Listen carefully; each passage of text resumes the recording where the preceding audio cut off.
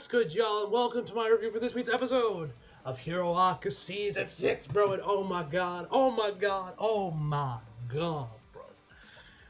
This episode was insane, bro. Bones came out and showed up and showed out, bro. My god, this episode was absolutely incredible, man. The animation obviously was god tier, bro. With, of course, the return of Yukata Nakamura, who we actually haven't seen since episode 96, where I think was the overhaul fight. I thought he was working on season 5 with the Shigaraki and Ray Destro fight because of how insane the animation for that one looked pretty good, but it seemed like that was a different animator. But yeah, he was in this episode, man. He didn't go off as he usually does the previous episodes where it's like a full-fledged Sakuga fest, but he still let his whole section looked absolutely incredible to watch. So you talk about when we get there, ladies and gentlemen. That was amazing. The animation in general was amazing, man. Like, I think we can agree that Bones probably has the best CGI team ever when it comes to like a main animation studio, like, you know, your UFO tables, or maybe not UFO table because they use CGI for like to like map out a lot of Demon Slayer. I've seen some of the behind the scenes footage where they like seems like they use CGI to like you know build to like how to like a practice round or whatever to like get the overall look of the fight now before then they animate over it. It looks like I'm not entirely sure, but I have seen behind the scenes footage where it looks like they do use CGI animation to like map out the fight before they actually animate it.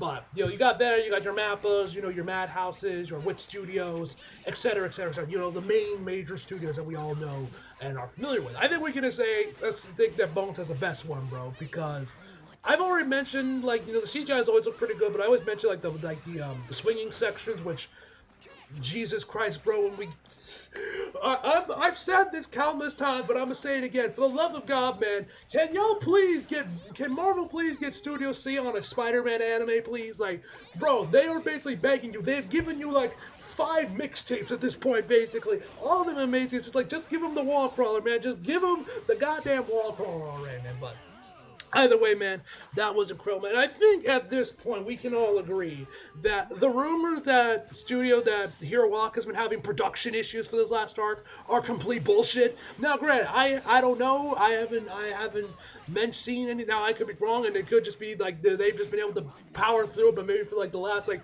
4 episodes or how many episodes that are left, that's when we'll start to see the production issues show up. I don't know. I feel like at this point, given how great this episode looked like and the last 2 as well, those reports were complete bullshit, and I haven't really seen anything get posted from any of like the main like Hiroaki animation Twitter accounts I follow. Although one of them did mention something about the scheduling catching up to the staff. So maybe there is some truth to that rumor about production issues. I'm not entirely sure, but yeah, either they're complete bullshit or Bones is just really that studio, which I've been claiming forever, man. That Bones are the growth, man, and I think this proves it. Yeah, but you had that, man, and yeah, that was insane. Like, another thing I gotta say. You motherfuckers on Twitter deserve Studio C an apology, man, because I've been sick and tired, especially during like the first half of the season, man, where everyone's like, oh, bro, get Mappa on this, switch studios to Mappa, give Mappa Hiroaki, man. Fuck y'all. Y'all saw this episode, man. We don't need Mappa. We are fine with Studio C, bro. Yeah, sure, it doesn't have its issues. Occasionally, the animation, like, you know, would have been nice if the Shigaraki fight got that, like, the massive Sakuga fest the manga readers are complaining about. Sure, but I think in general, man, nah, we're good with Bones, bro. Like, I don't know. The disrespect Bones begin, man, is insane, man. But, yeah. Anyway, guys, one other thing I want to quickly talk about real quick before we jump right in is that some new news dropped for the Hiroaki dub. So, for all my dub viewers, man, that didn't see this, man, it was confirmed last night that we are going to be getting double episodes this week. So, the dub is going to be catching back up to where it is, where it's just 2 episodes behind, which is good to see. I was kind of worried if Crunchyroll was going to stick to the 3 because of how late they were in the season and everything. And we've gotten a couple weeks, there hasn't been any news right there about double episodes dropping. But we have got that as well as the new dub VAs for the 4th and 6th users, if I remember correctly. So we got that as well. But yeah, that's the news for you guys. I've kind of rambled on enough about this. Let's just jump right into the actual episode itself, man, because my god, this episode looked amazing, man. Absolutely incredible. So we start the episode off with All Might as he's trying to dodge grenades and missiles inside his Batmobile, which actually, I noticed that one of the guys fired off these missiles that reminded me a lot of the, like, I forget what they're called, but you guys remember the missiles that got recently introduced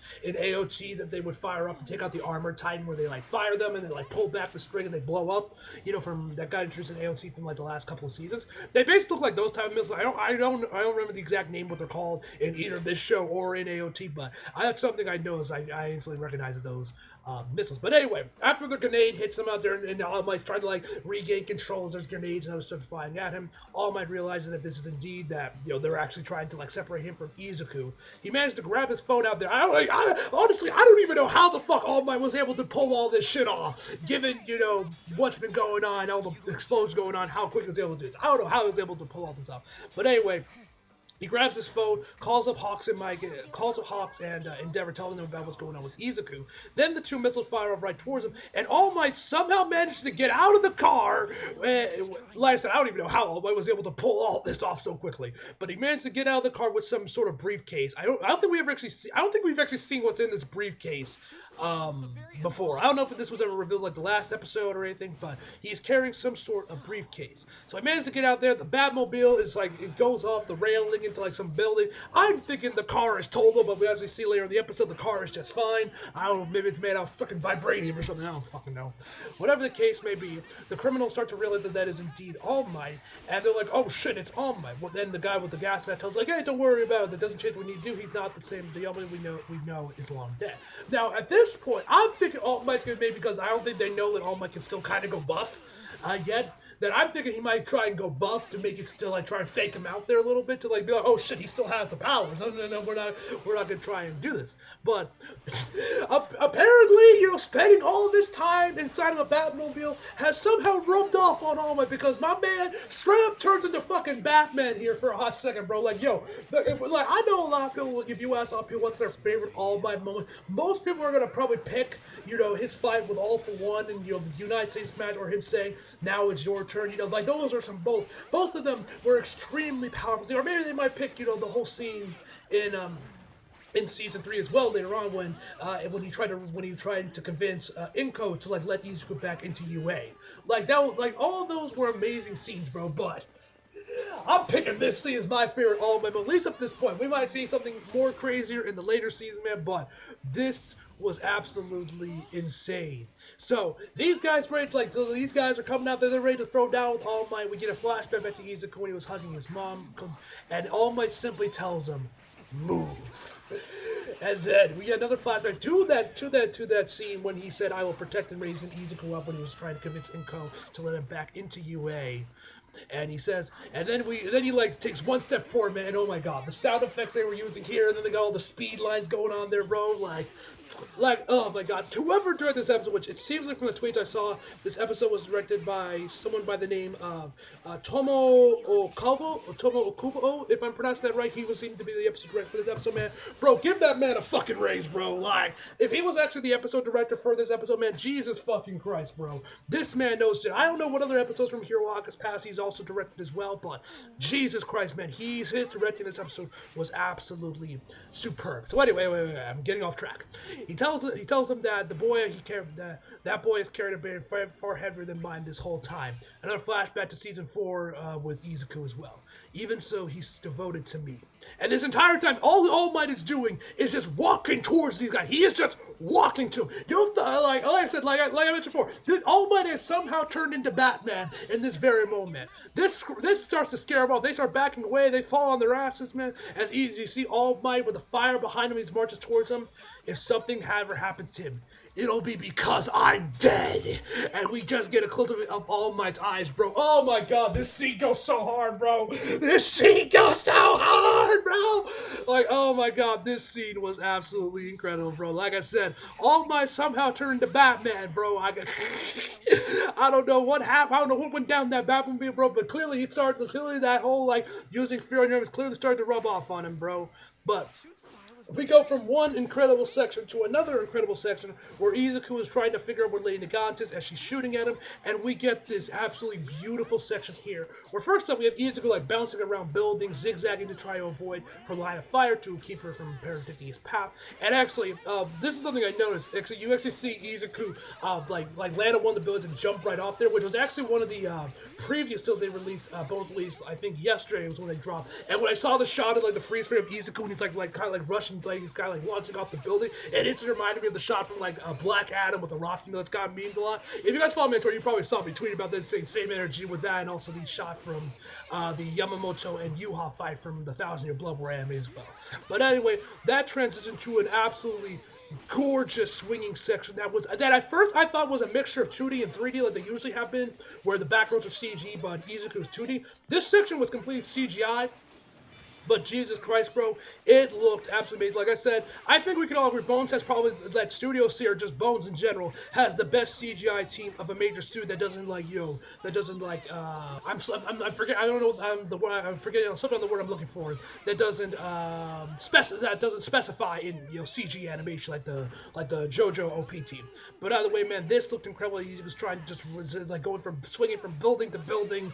Looks amazing, man. I mentioned this before, but Jesus Christ, Marvel, give Bones a Spider-Man anime, bro, for the love of God. And this is something I didn't initially notice, but I love this little attention to detail where Izuku kind of launches through a building, and you could actually hear like his iron soul skidding across the floor of the floor he's on.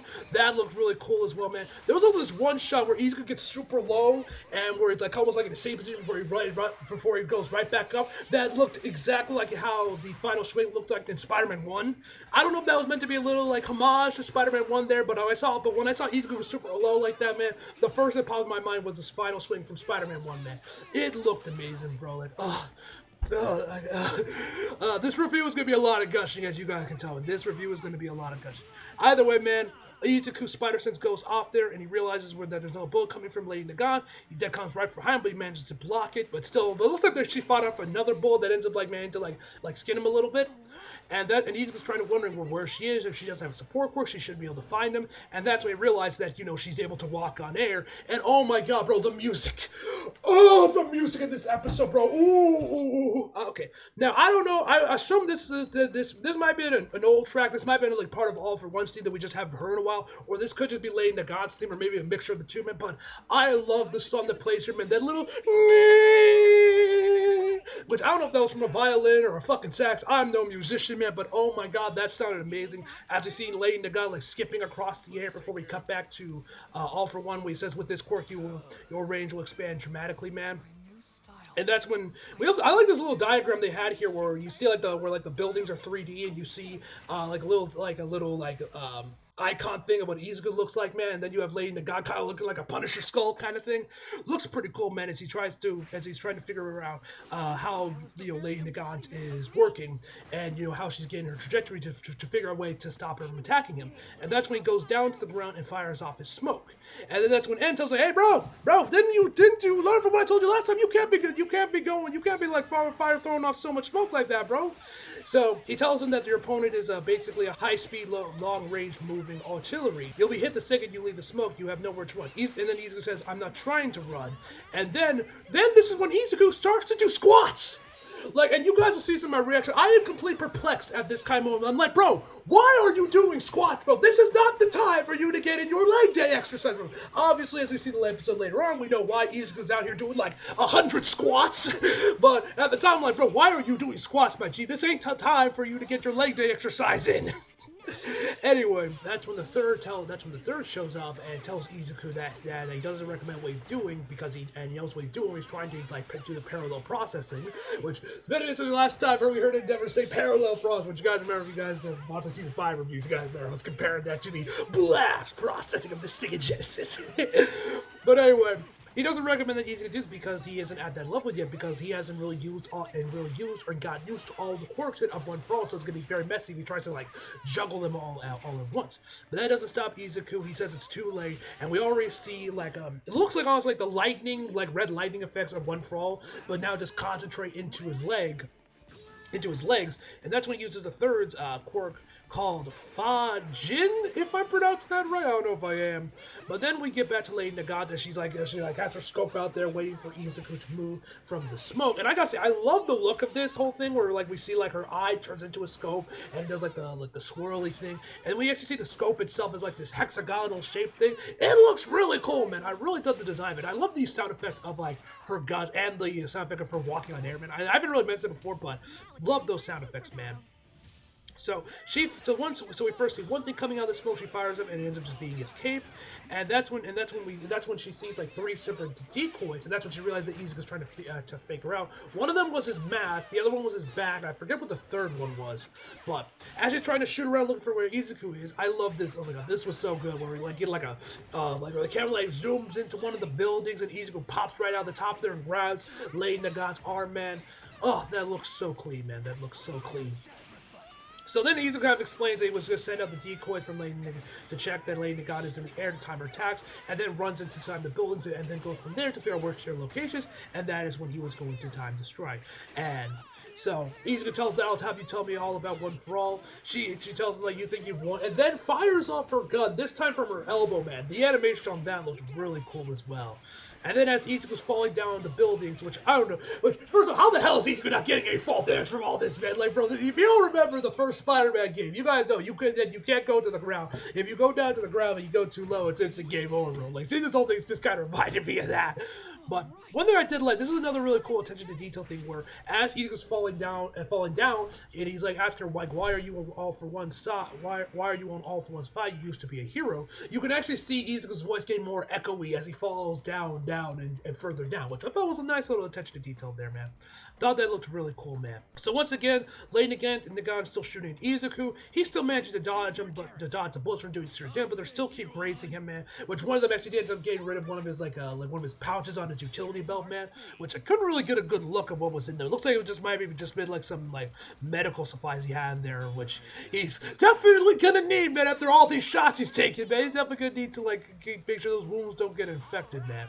So once again, she's shooting at Izuku from all over. As we kind of get more, as we start to get the full story of what Lady Nagant's origin story is, where she says there was a group plotting terrorism against heroes, working with the villain organization, and the hero team receive fame and money. People who could possibly shake the foundation of hero all disappear in love with their sins without being judged by the law. It was all a secret order of the Safety Commission. And then she actually mentioned this, and I wondered this, given Vigilantes is a prequel series, I wondered if this was mentioned, meant like a little reference to Hero Walk of Vigilantes, where she says there was once a self-defense group, Vigilantes who were seen as heroes, which, like I said, I wonder if that's meant to be like maybe a little nod, and like we see a bunch of silhouettes of heroes. I don't know what any of these heroes are, but I do wonder if this is meant to be a little bit of a nod or reference to Hero Walk of Vigilantes. If any of you guys know, for sure, leave it in the comments below, but I am kind of curious about it, because that's something that popped in my head while I was listening to this, man. So we once again like this really cool shot of Lady Nagata as the camera pans up there. We see like more silhouettes of different characters. Man, I thought that shot looked really cool. And she continues on saying, but at the end, the foundation of superhuman society is trust in heroes.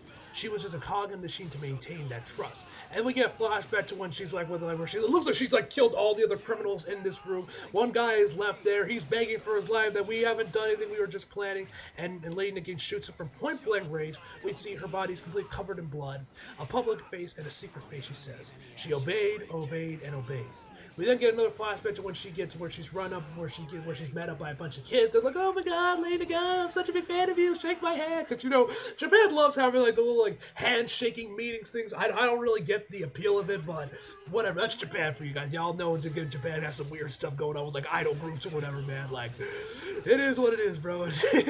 Anyway, but this I thought was really cool, where she's like, oh yeah, sure, but just as one, she extends her hand down there to like let the kids shake her hand, but then I love how Hero Walkers use red, man. Whenever they go full on with like the red background, man, it always looks amazing, man. But I love when she looks down and we see her hand is covered in blood. Obviously, it's not really covered in blood, but she sees as her hand covered in blood from all the blood she has spilled and all the people she has murdered for the Safety Commission to maintain the facade of Hero Society, man. I love that shot. Another shot I love is when we get like the shot of Lady Nagata overlooking the city from her like apartment building or whatever the fuck this is, man. But that shot looked really cool too. Love the lighting of it with the blue and everything. It looked amazing. We then get another shot where we see one of the safety commission members telling her, basically giving her a new mission that there's these two, and that these are two instigating citizens, framing them as criminals, and then collecting the reward for capturing them. These will not be punished. These here will not be punished by society, but will just disappear. And Lady Gun answers, if I kill them, will society get better? And then she actually brings up a very good point where she says, if we just show people the good parts, isn't that the same as brainwashing them? Which, she's not wrong, to be fair. She's not wrong. And then the safety commission guy tells them what's important is for someone to maintain the hope that the public-facing heroes have brought together. And she says, after that's maintained, what comes next? And it seems like he knows what's going on, where he says, you know what happens if you resign. And then we see him kind of like go into his coat pocket. Now, we don't see whatever he was actually trying to grab. For all we know, this man could have just been getting a handkerchief out, maybe just pulling out his phone or something. We don't know. Or he could have just been, was going to pull out a 9mm. We don't fucking know what he was going to pull. Either way, man, Lady in the game pulls out her sniper and kills him. Izuku then tells them what happened, what actually happened when it was reported this in the newspaper, that the safety commission guys were killed off in a dispute with the heroes, and Lingane says that's right, that the commission was even trying to protect the facade then. And once again, Izuku still continually getting shot, and I love the way this looks as well, with the camera moving around as Izuku's like dodging all the bullets, man. I love the way it looks. They're not going to show the rebellion, the real reason behind the quarrel. You didn't know, did you? The superhuman society that everyone fantasizes and admires about is a thin, frail pretense. What will happen if you get that back? And then we get like a flash to when I'm assuming the safety commission initially went to Lady Nagant and recruited her into their ranks. Which it seems like the old woman that seems to be like the head of the safety commission that seems like that got killed off a few episodes ago. We actually looks like we see her when she was like a little bit younger, man. So it's kind of cool to see what she looked like a little bit younger, man. But yeah, Lady Nagant looks like she's like right out of high school. Maybe this might even be her in middle school. I can't really tell, but either way, man, she was a kid. And she continues on saying it'll just happen again, being shown the sparkling stars while the true knowledge is someone else. And we see this as we see Lady Nagant's face. She's like completely, her face is all lit up, man. She has this huge smile on her face. And, she seems to be happy that she's going to be going into the safety commission to become a hero, man. But we obviously know what really happened with her. And I guess the same could go with Hawks as well, because we see later in the episode, he says that he was basically her replacement. And then she says that world ruled by All For One, still with a world that's in control by All For One, makes more sense than that. And that's when Izuku finally figures out where Lady Nagant finally is, comes rushing towards her. And I love the way this looked like as well, where he says that I'm starting to understand things little by little. It's not just black and white, where we see the animal woman, which, like I said, which it seems like not even the manga they've given her a name yet, which is kind of funny. But we see her when she was getting attacked by like those dudes with like the Mega Buster. But the world is mostly great, where we see shots of Endeavor and Dobby, which I thought was a nice touch, man. And as Izuku's like rushing towards Lady Nagant, she's like, all right, let me give him more to think about. That's when she points her gun over to where Overhaul is, and we see like her like mutate her gun to like make it like to make it all look like mangled and mutated kind of thing, to I assume given even more power and speed as she goes to shoot Overhaul. So then we get this flashback to when I guess we're like in like some clothing store to get some new clothes, and I'm pretty sure I assume this is where Lady Nagant got her current outfit that she's wearing right now, along with Overhaul. And that's when Overhaul mentions that he knows the kid, he stopped his plan, he has a serious case of hero syndrome. And then the lady goes, oh, cool, he seems to be connected to Faye, cool. And she says she'll bring him along too, so that he can confirm the target. And then Overhaul says that there's one condition. She tells her that she's not going to take over his personal grudge. He says it's not that, and that the only thing he wants is to let him see the old man. To let him see Popskin, who, if I remember correctly from season 4, the dude's like deathly ill or something like that. If I remember correctly, is he even still alive at this point? Then have we got any confirmation about that since the end of season 4? I'm just noticing that. But also, one thing I almost forgot to mention, the music. I don't know, I already mentioned about the music earlier on the episode, but my god. The music was playing during the Lady Nagant origin section was incredible, and of course what happens right after this, man, the music was absolutely legendary. So then we get back over to it. Overall, he's screaming about like how he's fulfilled his end of the bargain, let him wrap this up and let him see Pops again. And so that's when she mentions that no matter what, this is the one thing that people that have hero tree hates. That if even if that if someone dies at your mistake, it's gonna make your consciousness uneasy. So that's when she fires off the bullet. But Izuku's already on the other side of there trying to get right in there to grab it.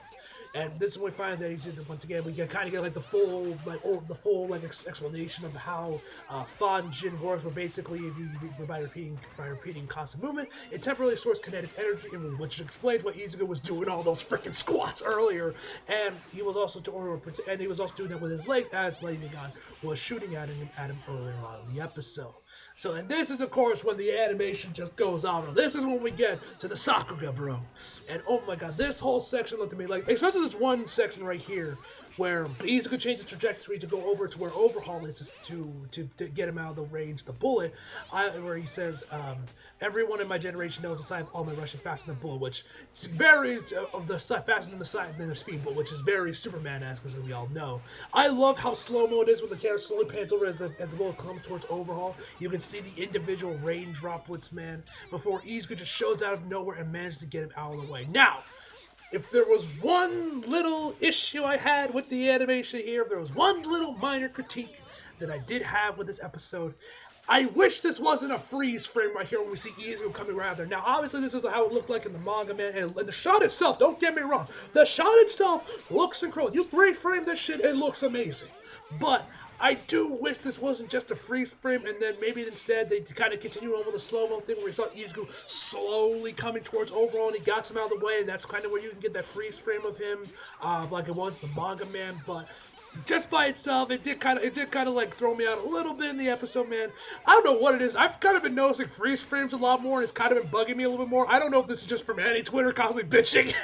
I think Annie Twitter's bitching has kind of rubbed off on me, man, because this usually never really bothered me, but I noticed this was kind of bothering me a little bit when I was watching JoJo a little bit, where I was like really noticing the freeze frames a lot more, and I've been kind of noticing it with Hero Walk as well, man. I think this might just be, I think Annie Twitter's finally starting to rub off on me, man, but whatever the case may be, the shot stuff looks amazing, but I do wish they kind of maybe kept the slow-mo thing with Izuku to keep him as he moves Overhaul out of the way, man.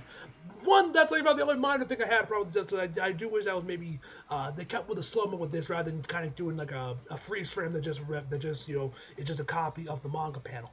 Either way, man, like I said, the shot itself looks amazing, and the music, of course, here was amazing once again. Of course, Lady Nagan is shocked by this, that Izuku's able to get out of here so fast, and this is when Nakamura took over, bro. When he fires off Black Whip on both sides on the edge of the room, man, and launches it right towards Lady Nagan, man. Hits the Manchester Smash. The music looked amazing. The music was amazing here. The colors amazing. Where we actually seen Nakamura kind of continue on with that copy thing he was doing in World Heroes Mission, where when Izuku was doing the multiple, was punching the main villain. We saw 5 copies of him. He kind of returned back to that for this here. Oh my god, this one shot where we see the giant green stream of light when he hits the Manchester Man and Lady Gaze spinning around, bro. Oh my god, that shot looked absolutely incredible, bro. The animation here was spectacular. So anyway, her gun barrel starts to jam up, and that's when she starts to fall down. I'm assuming because she's so weakened now that she can't keep up the core. So. And like I mentioned before here, the music right here, man, this whole section was absolutely spectacular, man. So, as we see Lady Nagankai falling, we get this really cool shot of her arm covered in blood, as we see, these little, pulses of, her path. We see her when she was a kid, to when she first started becoming a hero, and I'm assuming to when she, got in prison, because we see her with, a shaved head, which I'm assuming is, when she first got into Tartarus. So, I guess they do the hair thing in Tartarus as well, where they, just shave your hair off, it seems like. But Izuku manages to catch her, and he notices that the trajectory of the bullet where they shot at Overhaul was off, and if she really wasn't Overhaul on all for one side, then she would have gone for his lower back to end it right then and there. And then it tells her that you still have the heart of a hero. And then, and right as she's about to say, I think she was about to say, "Hero, Izuku Midori, you're a real hero," she self-destructs. And we find out this was all part of the plan for All for One, where he's in case there was any where there was ever a breach in contract, he had preparations there. So I guess as he gave her the quirk, he also gave her a self-destruct quirk. I guess, I don't know. Whatever the case may be, she self-destructs. She's falling. Once again, the music here was absolutely incredible. Izuku tries to save her, but Hawks manages to grab her instead. Endeavor is right there with them and asking if there's anybody else there besides her. And that's when Izuku tells her about Overhaul on the roof. And so, of course, because Hawks hasn't completely recovered yet, he still can't fly, which I thought was kind of funny. He's like, when he's like trying to, like, after he grabs her, he's like trying to fly, but we just see his like small little wings flapping. that was funny to see, man. But Izuku manages to grab him with Black Whip. But of course, because Izuku is also extremely weak from the fight, he can't really hold up there, so they're both now falling like 50 feet from the air down below to the ground. And that's when Izuku, and once again, I know I mentioned this earlier, but I gotta mention this again. The piano piece that was playing here, man, oh my god, was absolutely impeccable, man. Like, I have mentioned this countless times throughout my reviews for Season 6, but it bears repeating. The composer for Season 6, man, he has been in God mode this entire season. Man, hell, everyone involved at Studio Bones involved with this episode was in God mode, man. Oh my god, this scene was so well done. So, Izuku basically tells her that she received a quirk from One for All, and that she exploded a time where I don't think she wanted to. And that's when Hawks kind of like starts to introduce himself. He's like, "Hi, I'm Hawks. I'm your replacement." but either way, man, he got him. He continues on, and once again, the voice acting here from everyone in the Japanese cast was especially amazing. Especially Lady Nagant and Hawks in particular, man. They both absolutely killed this episode, man. I love their voice acting here for this scene. And he tells her that this is all because you were enticed by All for One. I know you. If you fought against the king, then you should know it's still true for you to throw it all away. Connect your hopes to the future. Don't let it end with you being used. You're the hero, Lady Nagant, aren't you? And that's when Lady Nagant starts to regain conscience a little bit. And she says that you were also made to do a lot of terrible things. How can you still have such sparkling eyes? In the middle of this chaos, you're unable to see what's coming. How can you? And then we get this just amazing shot of like Lady Nagant looking over the stars, man. Oh my god, the key animation, everything, man, the stars themselves, man. This scene looked absolutely just beautiful to look at, man. And that's when she says, and I love her voice acting here, as she like barely is able to get out the words, man. Seriously, I'm very curious about how Erica does these scenes, man, and it's a good thing the dub is finally starting to catch on, because you guys know, if you guys are longtime viewers of the channel, and you guys are watching my season 4 reviews, you guys know how much I loved Kellen Jeff's performance as Overhaul throughout season 4, man. I thought he was a highlight of that season, man. And you guys know that Erica Lindbergh is one of my favorite dub VAs currently out there, man. So I'm really curious and excited to see how she does this scene, man, because the Japanese voice actress here, man, when she was saying at the mansion at Hibori Woods, man, fantastic, man. Absolutely incredible, man. So, she says that's where we were supposed to bring Izuku there. And then somehow, both Izuku and Hawks both managed to land on their feet, and their legs are completely broken. Like, how did they just manage to just negate all fall damage, bro? You were up for like 100 feet in the air, bro, 50 feet in the air. How are your legs not snapped? But whatever the case may be, they both landed. I also like the animation they did here, man. The animation here looked really good as well, man. I love the frame of the shot as well, man. Storyboarding in this episode was on point as well, man. So, then she continues on saying, Mr. Replacement, I couldn't take it anymore. How can you still be okay? And then we get like the shot of young Hawkman holding the Endeavor plushie. Because there was someone who supported me, I'm an optimistic guy. And the key animation here looked amazing, man. And so that's when Endeavor gets down there with Overhaul, and then he's kind of like saying, "Let me see Pops. He's all I have left. I want to apologize." And once again, the Japanese voice actor for Overhaul, man, fantastic work from here, man. But oh my god, I can't wait till we get to Kellen doing these scenes, man. Oh, I'm so excited for the dub when the dub gets here, man. Oh, it's gonna be so good. And I gotta say, the key animation on Izuku's face, man, I love the detail on Izuku's face here, man, looks absolutely incredible, man. So he asked him if he remembers what he did to Eri. And then Endeavor says, "That's right. If I have Eri, she could rewind the old man, because we know he's like deaf or whatever." And Izuku then tells him, "If there's someone you want to apologize, right? If you could turn those feelings to Eri, that'll do what Lady Nagant promises." And that's when All Might comes in there, rushing in there with his Batmobile. He's asking, of course, wondering if Izuku is okay. And oh my god, this shot, man, I love this shot. Where we see Izuku's hand as he was holding Lady Nagant's arm, but then it fades out. He closes his fist, and then we just get a close-up of Izuku's eyes. The green eyes are gone. All we see is like this swirly, almost hypnotized look on Izuku, where it's like black, where it's like blue with purple. Kind of looks like Lady Nagant's hair, honestly. And he says, "All for one." Credits. Oh my god, that shot looked amazing, man. Then we get to the next episode preview. This is when I think we can. This looks like when this is when Izuku fully transforms, man. Where he has his transformation, as we see in the you guys can see in the gameplay I've been using throughout this review, man. And we see a little tease of it in this episode as well, where he says, "I'm fine, really." Bro, you are not fine! And the voice acting there, man, was amazing as well, man. Like, oh my god, next week is gonna be legendary, bro. And we're not even at the final form, bro. There is gonna be some shit in like the last couple episodes that I saw from the when this was published in the manga, bro. Like, we are not ready, bro. When Class A finds Izuku, bro, you are not ready. I am not ready for that scene. I'm curious if that's when we're gonna get like the full-fledged Sakuga Fest. If that's where we get the episode. Now, granted, like I said, there might be production issues with this the last few episodes, so maybe not, man. They might have to keep it subdued, man. But we'll have to wait and see on that, man. Either way, man, this episode was a fucking incredible, man. Easily top 3 favorite of the season, man. Amazing voice acting, amazing art animation, great key animation, storyboarding, everything, music, everything was amazing. Voice acting. Can't wait to see this episode when the dub cast gets there, man. Especially with Erica Lindbeck and Kaja when we get there, man. So yeah. It wasn't already obvious enough. My final verdict for this episode is a 10 out of fucking 10, ladies and gentlemen. So anyway, hope you guys enjoyed the video. Like if you did, subscribe if you're new. Follow me on my socials if you feel like it. Links down in the description box below. And as always, come back for more. See you guys next time.